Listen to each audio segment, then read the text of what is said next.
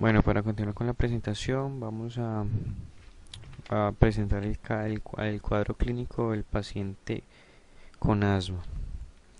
Tenemos entonces que el asma, para presentar una definición muy rápida de lo que es el asma, es podríamos decirlo así, un desorden inflamatorio crónico de las vías aéreas, donde intervienen todas las células de la inflamación, y eso se debe a estímulos alergenos que están en el ambiente, como el moho, el polen, los ácaros que están en el polvo, en la caspa animal, el pelo del animal también, el polvo, la contaminación, aerosoles, el humo del tabaco, muy importante, todos los cuales generan eh, la oclusión o una disminución de la luz en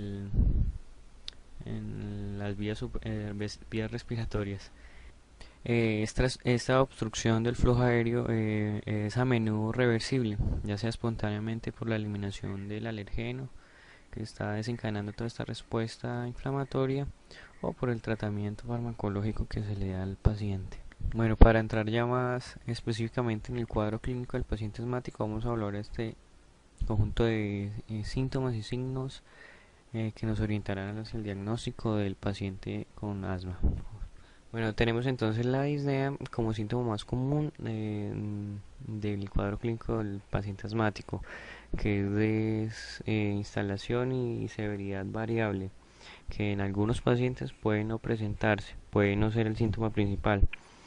La severidad de la disnea y su forma de presentación son variables. Generalmente la forma de presentación es insidiosa, casi nunca se inicia de forma explosiva ni súbita, sino que se asocia con grados variables de tos y sibilancias.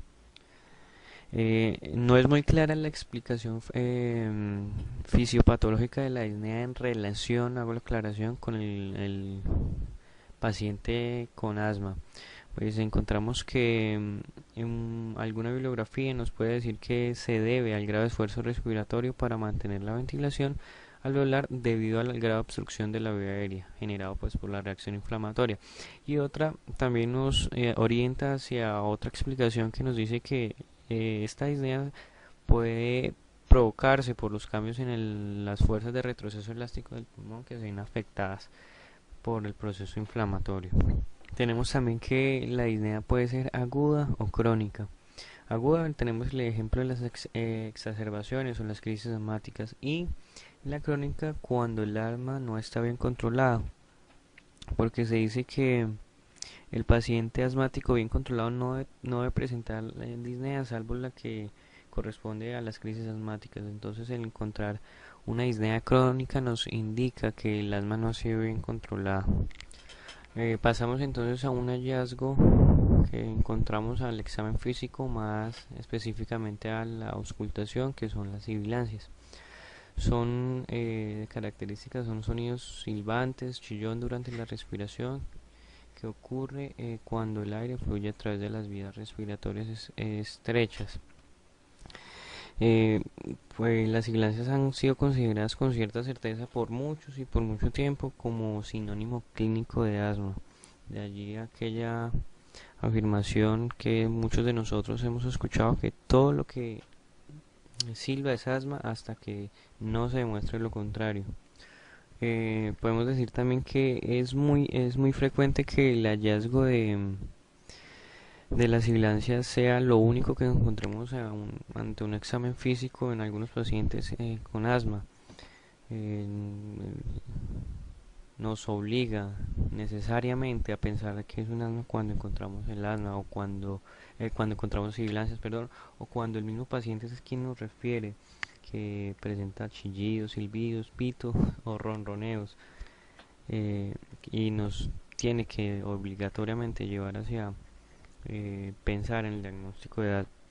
Bueno, al igual que sucede con la disnea, el grado de severidad de la crisis guarda relación con la presencia o ausencia de sibilancias, eh, pero toda regla tiene su excepción, y en este caso las sibilancias pueden estar abolidas cuando es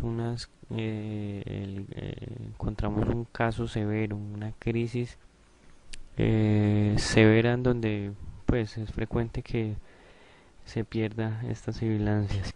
Bueno, estas sibilancias son polifónicas de diferente intensidad y tono y se encuentran en el examen físico tanto en inspiración como en expiración.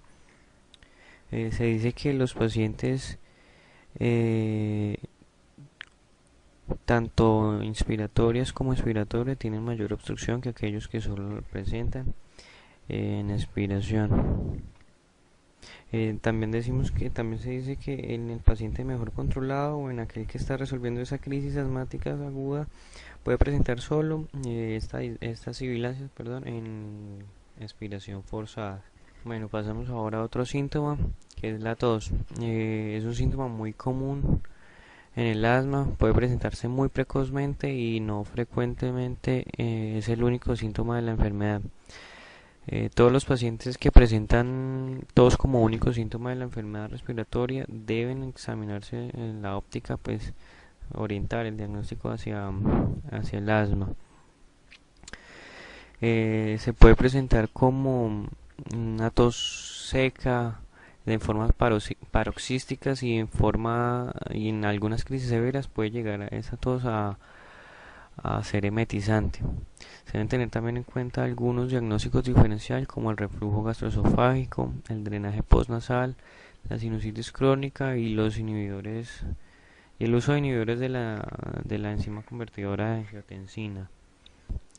En los pacientes que presentan tapones mucosos e hipersecreción, la tos seca en ocasiones puede convertirse en húmeda y productiva y en el momento en que se mejora la obstrucción de las vías aéreas.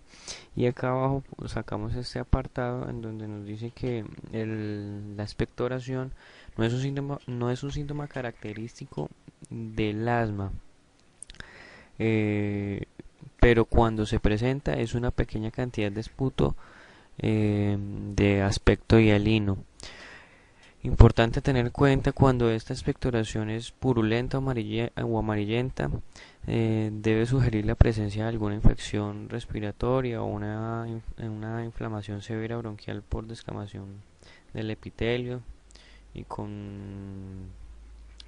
un infiltrado de eosinófilos. Si la expectoración es abundante y persistente, debe también orientarse a la búsqueda de otro tipo de patología como el de la bronquiectasia. Pasamos ahora a un síntoma que es muy común en el paciente con asma, que es la opresión torácica. Es una sensación bastante inespecífica pero muy frecuente. Es relatada como opresión sobre el esternón asociado a la incapacidad de respirar profundamente. Esta opresión torácica puede presentarse en asociación a disnea o sibilancia o puede que no. Bueno, ahora hablaremos de otros signos que podemos encontrar en el paciente con asma que quedan evidenciados al examen físico.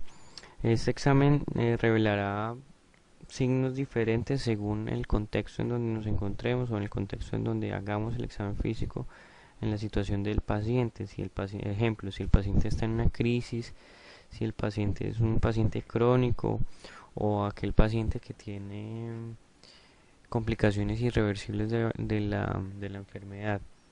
Entonces la evaluación del lenguaje, del estado de conciencia, las sibilancias, eh, de las frecuencias respiratoria y cardíaca, el uso de los músculos accesorios y el pulso paradójico son claves para evaluar la severidad de la crisis.